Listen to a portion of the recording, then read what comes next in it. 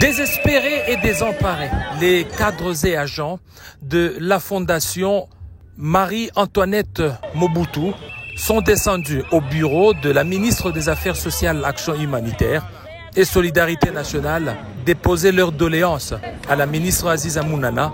Arrivé dans son bureau, Aziza Mounana a prêté une oreille attentive à ses hôtes, à qui elle a promis son implication. Ce n'est que très tôt de ce vendredi matin qu'Aziza Mounana a respecté sa parole donnée.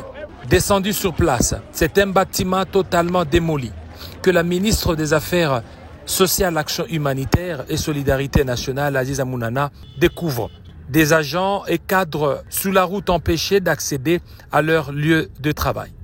Un événement atypique, un citoyen du nom de Bahati, sans domicile, identifié à Kinshasa, prétend avoir la propriété du fonds, droit des propriétés acquis depuis 1978, selon ses dires, alors que la fondation a été créée en 1979. La ministre Aziza Mounana a attentivement écouté les agents et tous ceux qui disposaient des informations crédibles sur les événements pour qu'elle en cerne tous les contours. La concession aurait appartenu à l'Église catholique, selon la chef des divisions, à cette fondation sous tutelle du ministère des Affaires sociales. L'Église catholique a cédé 3 hectares au Bissotozoki. Quand quelqu'un se parvient à défier toute une république, parce que s'attaquer à l'emblème national, c'est déclarer une rébellion contre la République. Et ça ne se passe pas dans la province, mais dans la capitale, au-dessus de toutes les institutions. Alors que cette institution s'occupe d'une cause noble, parce que ce sont les démunis que nous soutenons. Les engins sont venus de nuit et les prétendus propriétaires n'est jamais là.